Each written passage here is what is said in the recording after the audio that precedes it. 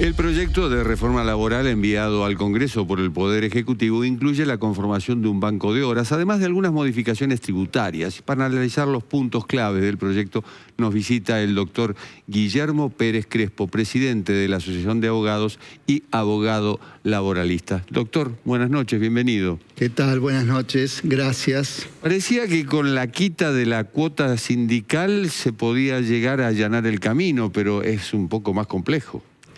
Sí, no es fácil porque en realidad, si bien ha trascendido el tema de la cuota, del tema de los aportes al sindicalismo, en realidad también hay una cantidad de normas en este proyecto, de intentos de normas que liman el poder de la organización colectiva a los trabajadores, restringiendo el derecho a la asamblea, casi anulándolo, restringiendo la actividad de los delegados gremiales a un punto que casi los hace inexistentes y por supuesto además restringiendo el derecho de huelga con la fijación de actividades que se denominan servicios esenciales, unas o servicios de importancia trascendental las otras, que tendrían muy limitado el derecho de huelga, muy limitado. En los servicios esenciales tendrían que garantizarse el 75% de la actividad, con lo cual no hay huelga. Y lo insólito es que el listado de actividades es casi la totalidad. Habría que revisar muy bien qué actividad quedó afuera. Todas han pasado a ser esenciales. ¿Pasa de la negociación colectiva a prácticamente la negociación individual?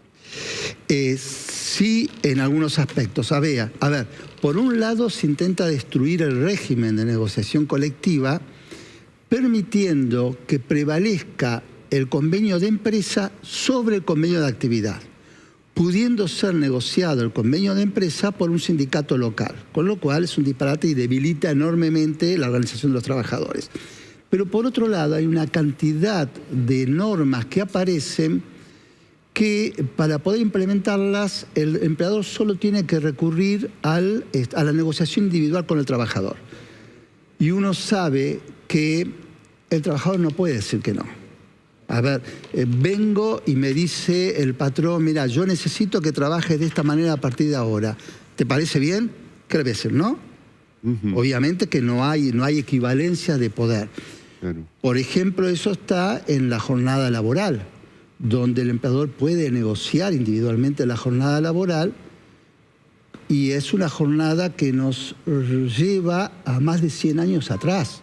Nosotros, esto que hablan de modernización laboral, se fija un sistema de jornada que es anterior al convenio 1 de la OIT de 1919. O sea, estamos retrocediendo más de un siglo en un atraso insólito, realmente, donde se ve el concepto de trabajador como cosa, o sea, su vida está a disposición del empleador. El empleador le puede decir, hoy trabajás 4 horas porque no tengo actividad para darte, mañana te voy a pedir 10 horas, o te voy a exigir 10 horas, pasado 12, después 8, con lo cual no puede tener proyecto propio de vida, no puede estudiar, no puede practicar deportes, no puede tener relación familiar normal, no puede tener las relaciones de amistad normales porque no tiene vida propia. Trabajo a destajo, digamos. Exacto, de alguna manera sería así, si bien no lo es técnicamente, pero es eso, en definitiva está a la disposición. Doctor Pérez Crespo, vamos a compartir un video de la senadora Patricia Bullrich hablando sobre la actividad sindical. A ver. Fin de la ultraactividad. Ese es un tema importantísimo, los convenios del 75 y hemos planteado convenios por empresa. Cada empresa puede hacer su convenio. Arma su sindicato por empresa o lo arman por ramas. En las asambleas hay que pedir autorización, no pueden afectar la producción, no pueden parar una fábrica por una asamblea. Los bloqueos y las tomas, las infracciones son gravísimas y también están en el Código Penal. Los delegados van a tener un límite de 10 horas mensuales pagas, el resto a laburar. Una intervención con Paolo Roca. ¿Qué me dice? Bueno, la traicionó el subconsciente, porque dijo, si la empresa quiere discutir convenio de empresa, va a tener su sindicato de empresa. De empresa. Su sindicato de empresa, no un sindicato de empresa. Acá la traicionó el subconsciente. Claro que una empresa poderosa puede armar un sindicato falso con el cual negociar a espaldas del otro sindicato y obtener una cantidad de cláusulas que perjudican a los trabajadores. Por otro lado, esta persona, esta señora, tiene un enorme desprecio por lo que son los delegados gremiales, porque puede haber situación, no es ingenuo y sabe que hay situaciones de abusos, pero los delegados gremiales muchas veces están en el establecimiento haciendo actividad gremial en jornadas a veces hasta más extensas que las de los trabajadores que están en su jornada normal al pie de la máquina. Y uno se pregunta, está bien, van a tener 10 horas pagas. Mañana hay un gerente que está persiguiendo a un trabajador y el delegado tiene que ir a hablar y por ahí tiene una reunión de 4 horas.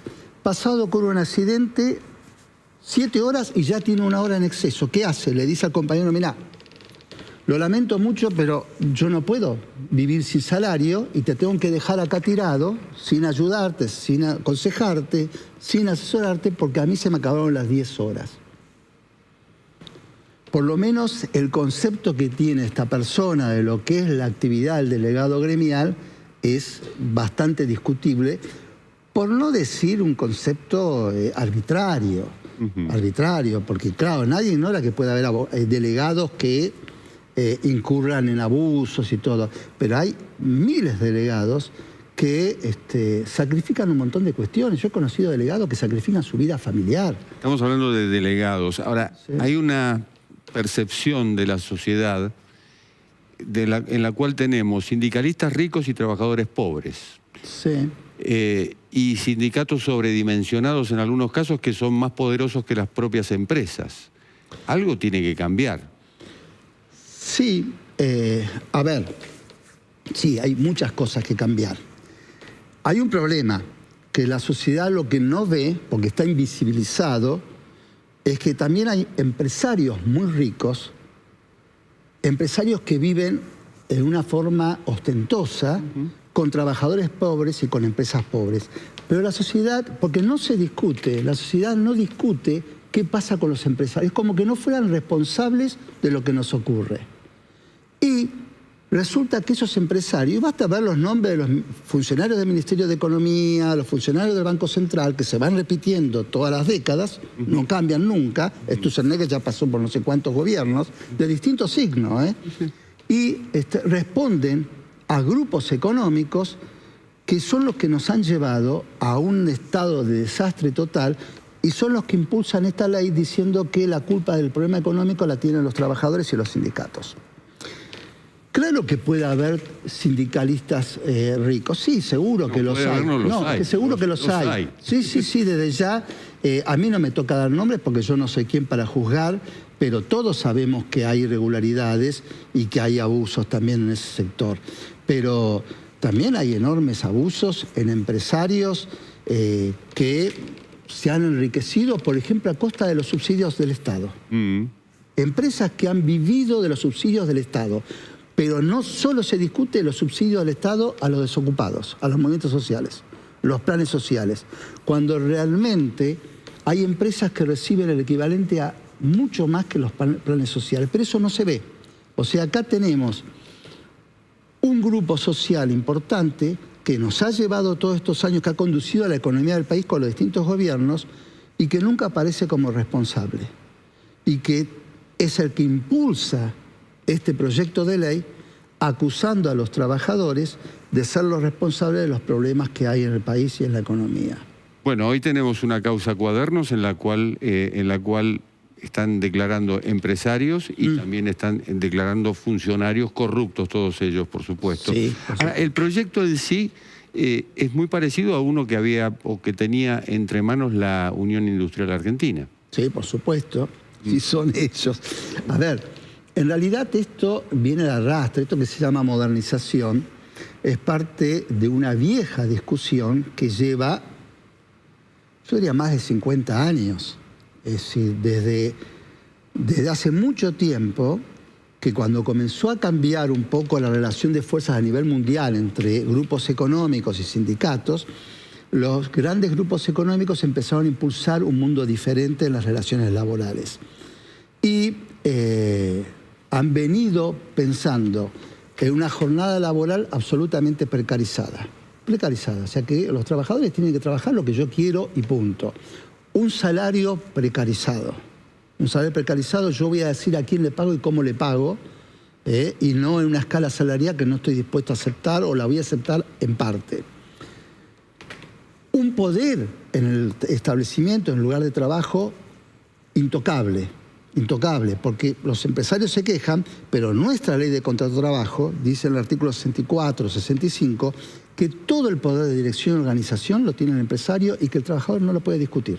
Es más, le puede cambiar las condiciones de trabajo al trabajador y no lo puede discutir al trabajador. Es como que yo voy a comprar una camisa azul y el vendedor, después que la pagué, tenga la autoridad para decirme te la voy a dar verde. Sí, pero yo compré una camisa azul. Bueno, el trabajador es contratado para determinadas tareas y el empresario dice el día de mañana, ahora va a hacer esta otra tarea y esta otra. Es contratado en una jornada determinada y el empresario dice, bueno, a partir de ahora vas a tener esta otra jornada. Ese es el poder del empleador. Y esto es lo que está en juego, multiplicar aún más ese poder. Vemos qué dicen desde la CGT, en este caso, Jerónimo. Me parece que hay que cambiarle la palabra caja. Nosotros no tenemos ninguna caja. Nosotros representamos intereses de trabajadores, por ende administramos fondos de terceros, que son fondos ni más ni menos que los afiliados de cada organización sindical, que aportan y le vuelve con beneficio. Porque si no, si nosotros también nos prestamos a lo que dicen algunos trasnochados que quieren debilitar las instituciones sindicales, generando todo esta instrumentación de peaje, de caja. Nosotros tenemos muy claro qué es lo que representamos y qué es lo que administramos. Administramos fondos de afiliados en el cual eso se le vuelve con beneficio, como lo dije recién, con turismo, recreación, salud. Entonces me parece que está claro que la Argentina, conjuntamente con las organizaciones sindicales que transformaron la vida de los trabajadores y trabajadoras, han demostrado que tiene dignidad en el mundo del trabajo, ¿no? Cristian Jerónimo, de la CGT, hablando en cierto modo, de la caja, negando que haya caja, y también lo que hablábamos al principio sobre la cuota sindical. Sí, es interesante esto, porque uno se podría preguntar, ¿y por qué razón no empezaron de otra manera en este gobierno si tanto les preocupa la corrupción sindical? ¿Por qué no comenzaron con una ley de democracia sindical? ¿Por qué razón? Porque la corrupción que pueden tener algunos dirigentes sindicales, que no son todos, es funcional a los intereses de los empleadores. Entonces pasa que a veces los trabajadores se organizan y cuando hay algún dirigente sindical corrupto, el empresario los llama y dice, mira, se están organizando, los voy a hacer echar, y sí, dale. Entonces, y esto no es con todos. Lo que pasa es que es curioso también que los sectores empresarios necesitan de algunos sindicalistas que no respondan realmente a los intereses de los trabajadores, pero manejan un discurso donde ellos son los fiscales morales de los dirigentes sindicales.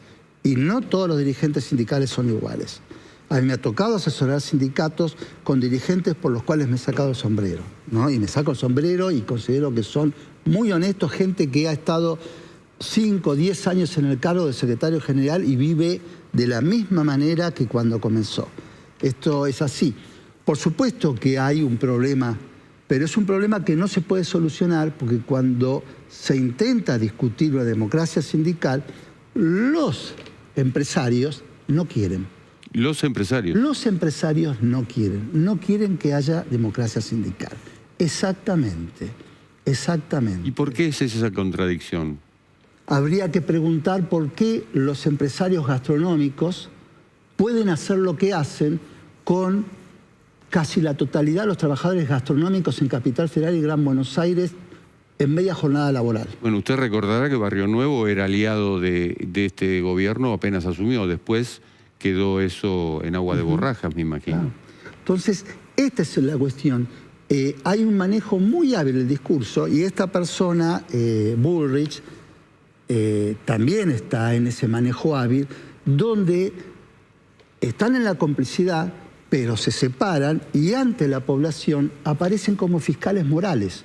Y dicen, estos dirigentes, esto y el otro. Uno dice, bueno, pero ¿por qué no comenzaron con un proyecto de ley de democracia sindical si tanto les preocupaba?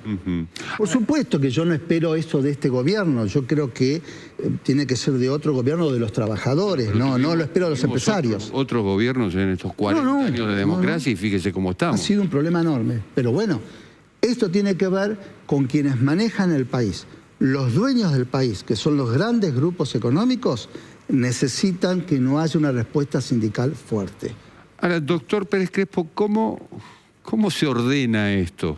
Más allá del proyecto en sí, si va a pasar, no va a pasar, pero ¿cómo se ordena este mundo además en el cual tenemos una uberización de la economía y nos estamos rigiendo con leyes de la época de Tata y Mama, como quien dice? Sí, no me toca a mí decirlo, porque no soy economista, ni soy dirigente político, ni soy dirigente sindical, soy abogado. Desde su punto de vista como abogado. Claro, no, pero yo creo que hay algo que es claro, que no se ordena restando o eliminando derechos a los trabajadores, sino cambiando las políticas económicas. Por lo menos hay que comenzar por eso. Pero eso afecta intereses. No hay otra, porque la responsabilidad de lo que está ocurriendo la tienen quienes están manejando el país y, por ejemplo, han abierto las importaciones de tal manera que van cerrando empresas todas las semanas. Todas las semanas. Yo daba el ejemplo en una entrevista de una empresa de larga historia en el país, Ascensores Cóndor, que ha sido la principal fabricante de ascensores en la Argentina y que a partir de mitad del 24, del año pasado, entró en caída libre porque no pudo competir con la importación de ascensores y hoy cerró. Mejor dicho, hoy hace 2 meses que cerró, están ahí discutiendo y esto no es por los reclamos de los trabajadores, que hacen 3 meses que no cobran el sueldo, es por la importación. Entonces, hay políticas económicas que evidentemente hay que cambiar. ¿Quién las puede cambiar? Y bueno, será responsabilidad de quienes tengan, de los trabajadores en definitiva serán los que tendrán que encontrar una solución a esto. Claro. Doctor Guillermo Pérez Crespo, ha sido un gusto. Muchísimas gracias. Igualmente, muchas gracias por el espacio, que para nosotros es importante. Gracias.